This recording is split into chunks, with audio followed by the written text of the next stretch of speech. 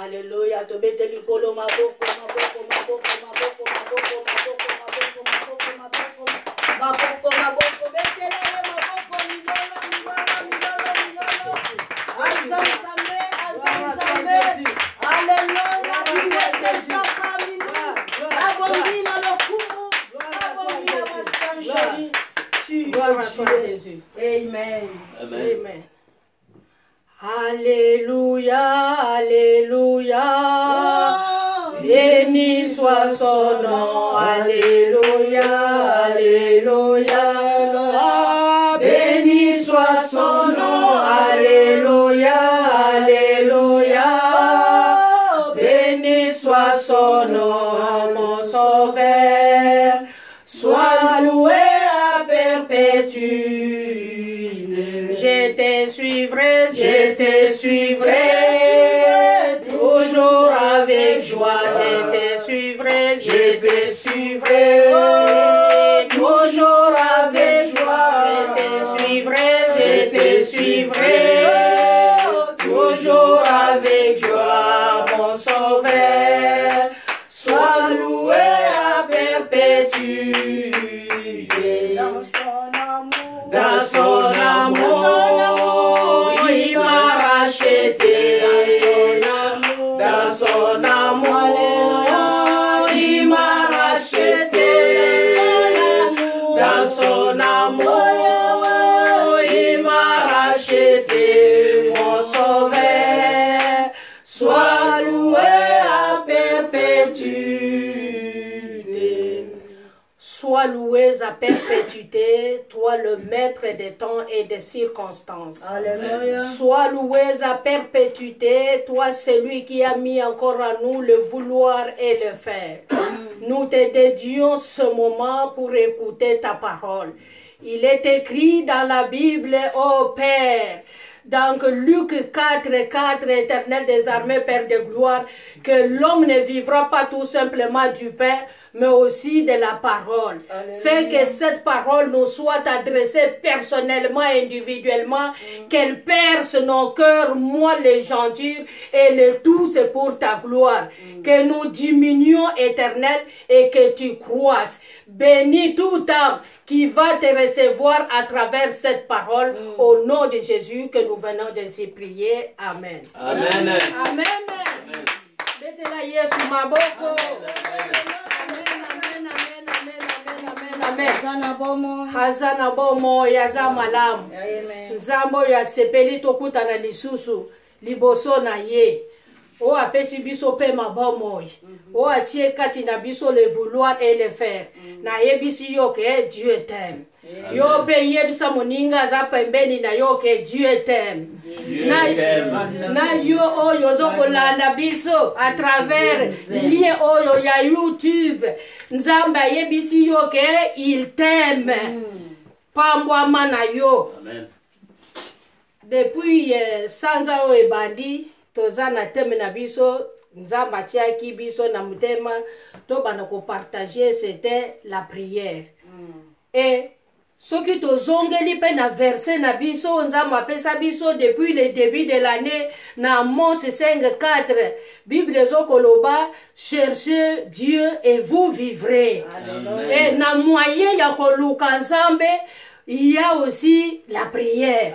Okoluka nzambe na matongi te, okoluka nzambe na koseka te, okoluka nzambe na kata ba souci, na kata ba murmure, na kata ba découragement te, mokoluka nzambe na kati ya prière. Nde ya wana to bandaki ko partager depuis le début du mois de février et lelo to komi na suka ya mois ya février. Nakanisi bao balekaki liboso na gai Maman Josephine a exhortaki biso mingi temezaki prière et nakata prière apesaki ba définition. Et dimanche passé Papa Gérard a yé côté ya biso sur les ennemis de la prière. Oh izoko pekisayo obonde la te. Oh zoko pekisayo erbaninga bazobonde la yo zo yima yo zo mi décourager. et lelo tokozongele na biloko wana lisusu te lelo ndenge na wuti koloba ke tozo clôturer sanza na biso nzambe pe atie biso na motema tosolola na oyo etali catégorie ou sorte de prière. Amen. Ba sorte ya prière. Ce que olobi catégorie ou bien type de prière. Type ou sorte de prière. Et na ba définition na biso ya kala to yebi ke na mokuse prière eza dialogue entre mwana na papa. Prière eza bisika oyo donc mutu yo okoti nzamba za papa. Ndenge Genèse zoko yebisa biso yende moto akeli biso. Alors l'unique occasion epesi yo o solola na papa o yebisa yeba besoin na yo ezande na nzela ya prière. Prière eza dialogue. Et na o etali thème na biso tozo solola na tongo ya lelo toko jwa ba Biblia na biso totangi na 1 Timothée. Dans 1 Timothée chapitre 2, le verset 1er. 1 Timothée chapitre 2, le verset 1er. Totez mis par respect à la parole de Dieu, s'il vous plaît.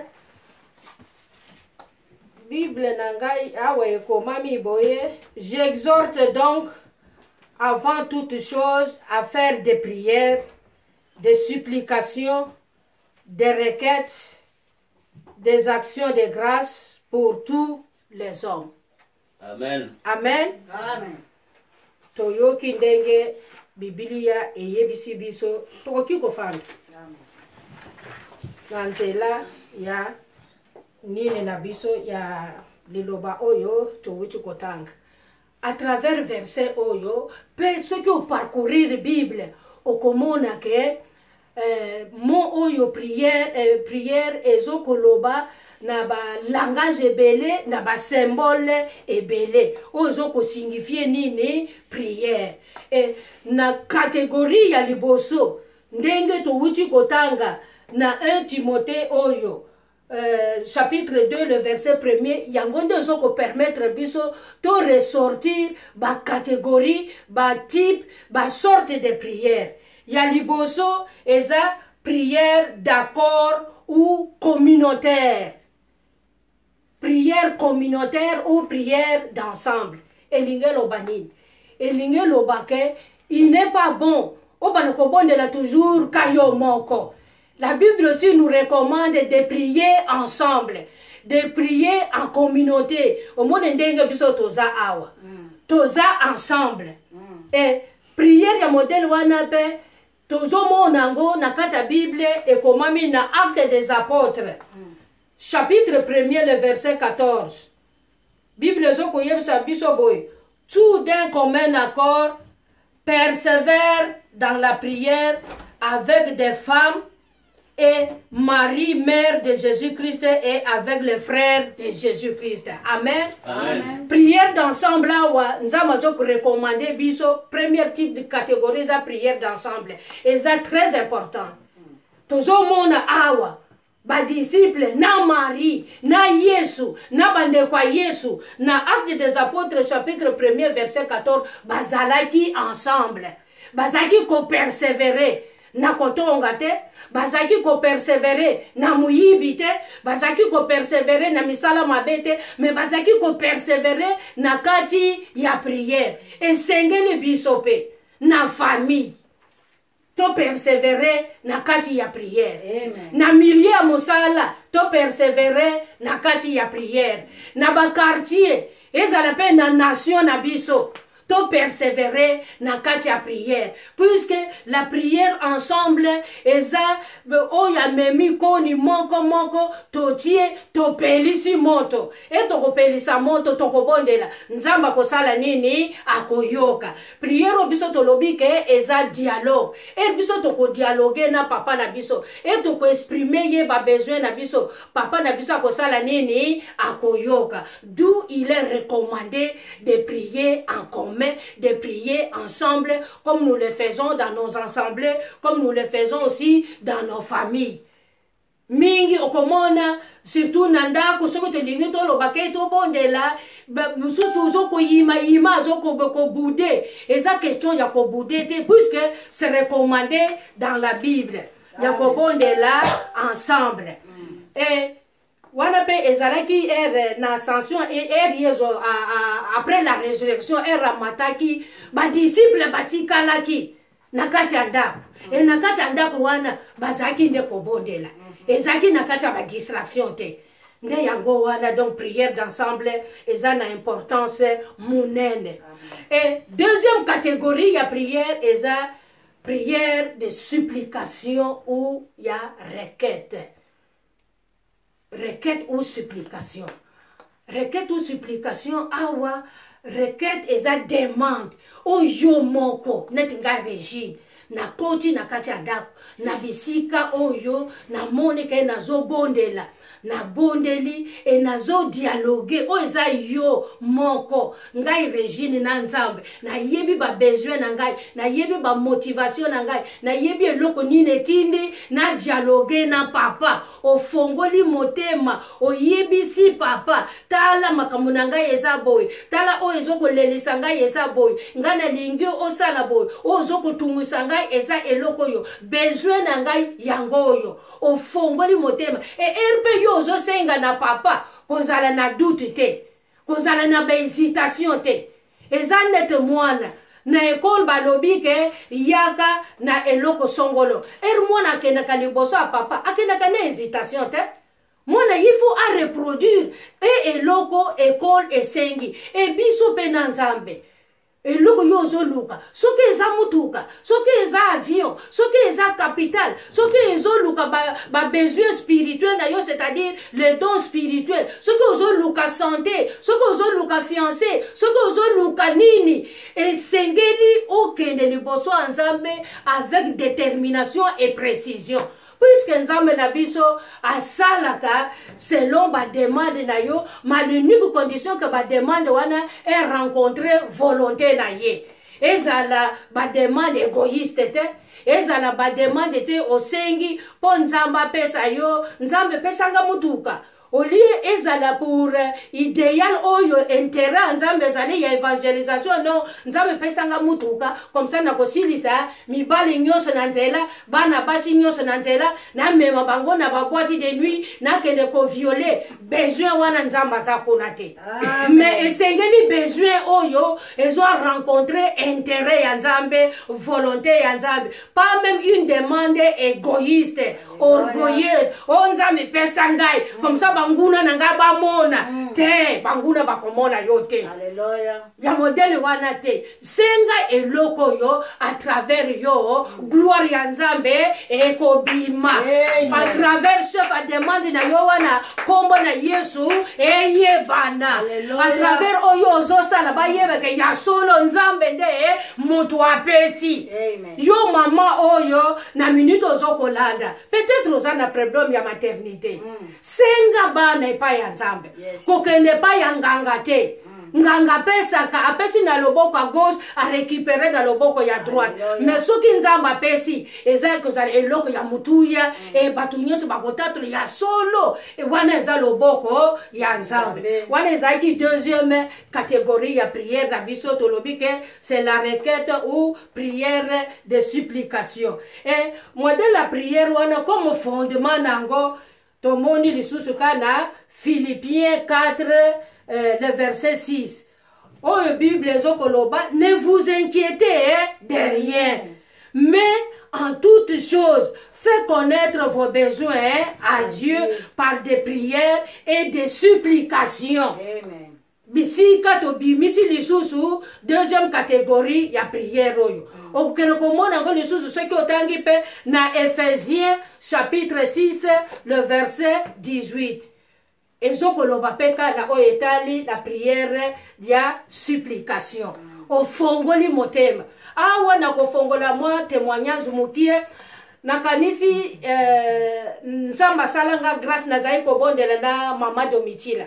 domiti leza moso nzamba sala grâce à kufa 3 jours à ressusciter e biso tozaki kobondela na ye afongola biso eloko moko abi omoni nzamba za papa soki ozosenga eloko na papa zala précis ou précise e kotatone te ye era azalaki na problème akobota azwaki temps mingi azali kolele pa ya nzambe ka nzambe pesa nga mwana pesa ngai mwana pesa ngai nza mwana e na suka nzambe ayokaki libondeli na ye aye kopesa ye mwana era apesi ye mwana mwasi une belle fille apesi ye kombi maombi qui signifie la prière era moni maombi akomika ye moko mwana kitoko akoti lisusu na prière o nzambe nasengi lisusu bana nzambe alobi abitete yo senga kanga mwana osenga kanga bana te apesi ye ka mwana wana moko maombi. C'est pourquoi moi j'insiste que devant nos requêtes de prière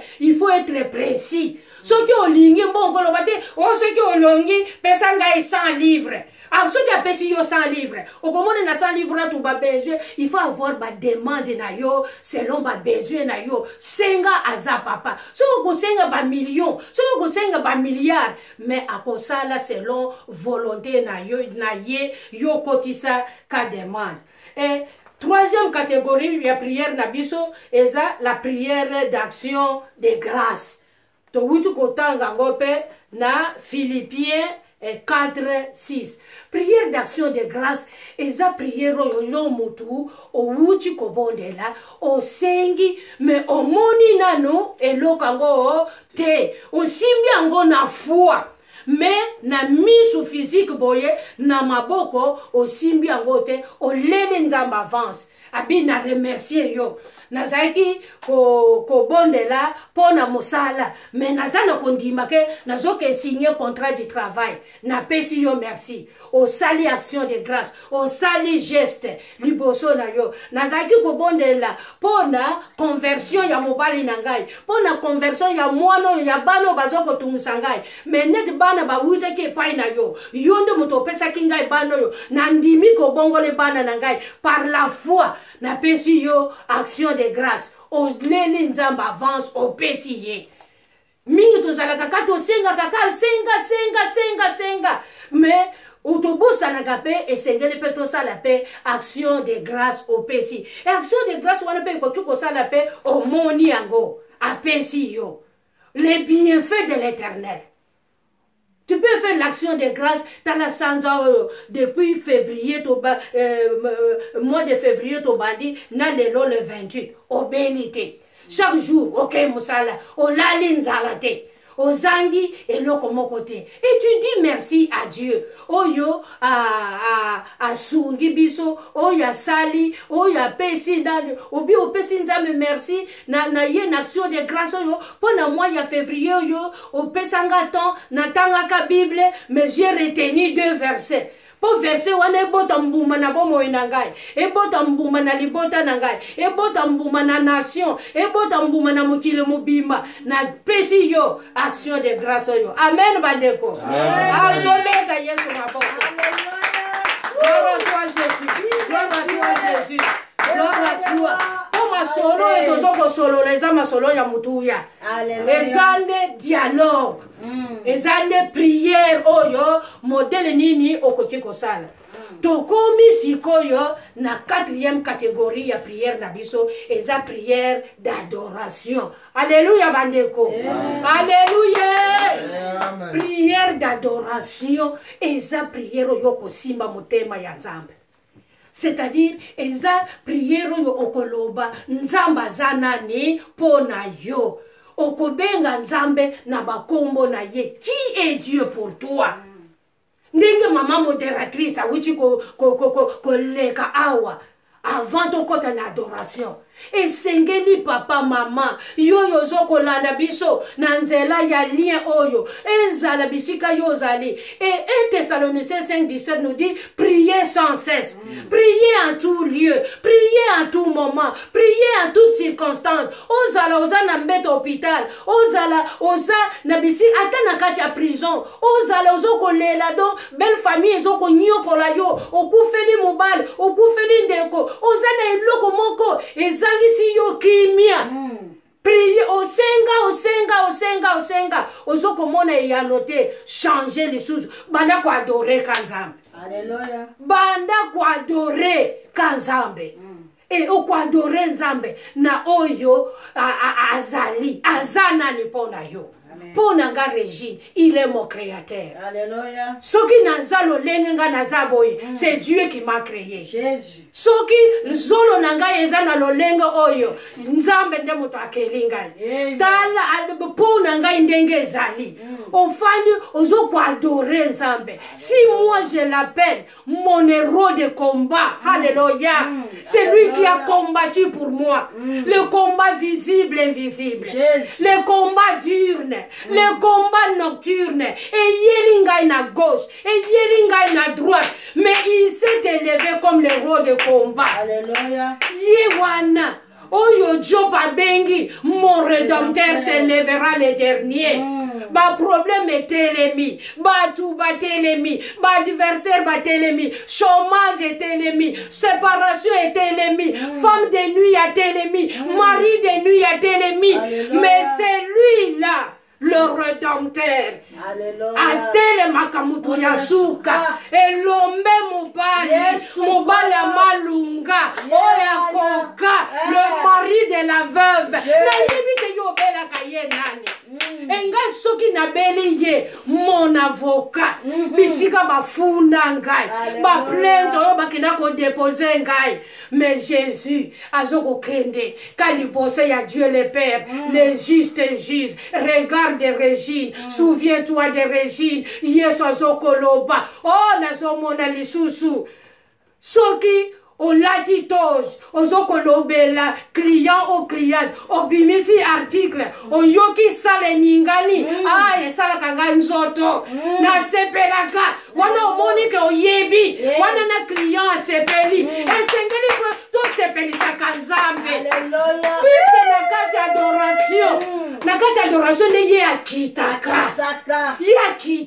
donc, na trône, atiki trône, avi wana nani, nana zoko bouger trône na ngai wana, l'adoration, adoration ezana tina, na kati adoration, nzamba kopesa yo orientation. Le Seigneur me met à cœur. Quand on est allé à l'adoration, il me fit un moment. Elle n'a zaki na kin, na lamuki na bo, na fongole na kacha valise, valise to na bilama to na banye. Banye ko bane lama liboso na lama ya suka. Bale nye na yebi originité. Soki ya mutu aliwa, soki mutu akokufa, soki ya mwasi, soki ya mubali. Ngai moko na kacha ndako. Na kosala ndenge nini. Na bengi batu. Boya to bondela. Mon area rendez-vous batu bayete. Na yoki bourdonnement. Ngai na zen. Na yoki bourdonnement na litoy. Régine. 3 jours de jeûne à sec. Le 3e jour, je vais t'orienter. L'obéissance vaut mieux que le sacrifice. Alléluia. Na toi aussi. Na comme na 3e jour, na côté na chambre. Seigneur, me voici. Je suis, physiquement je suis seul. Mais spirituellement tu es avec moi. Na sala nini. Nzamba yebisingai. Adore-moi. Alléluia. Alobaki teke bunda. Alobaki teke benela makila Yesu. Bandeko. Na fongola koli ya banye. Na bilamba ya banye. Na tala solote. Na fukama. Na bandiko kwa dorenza. Maya misu. Maya misu. Nikolo ya bilamba. Na yoki na suka. Régine. Lave ses avis, repasse et porte. Alléluia. Alléluia, bandeko. Amen. Nzamba kitaki na adoration. Solution wana. Et na joie solution na église te, na nzela batu te, na benga pasteur te, na benga ba serviteur, mais ba yaka te. Alléluia. Mais et c'est ngela ki penzambe Allah sangai la puissance de l'adoration. Yo moko. Au fandi nanda, au bande kwa adorer. Et 5e catégorie à prière nabiso, et sa prière, il y a consécration. Consécration, c'est-à-dire, tant oyo mi pesi nanzambe, tu te consacres à Dieu. Okoyo que ça ne me bi jeunesse nanga nzambe, je me consacre à toi, je vais te servir. je me consacre à toi, je vais te servir. Et tout le monde qui, tant il y a consécration, et j'attends oyo zoko luka volonté ya nzambe. Ngonga zoko kende, bokotanga go, na Matthieu, chapitre 26, le verset 39. Et ça, exemple, oh, il y a Jésus-Christ. Era moni coupe.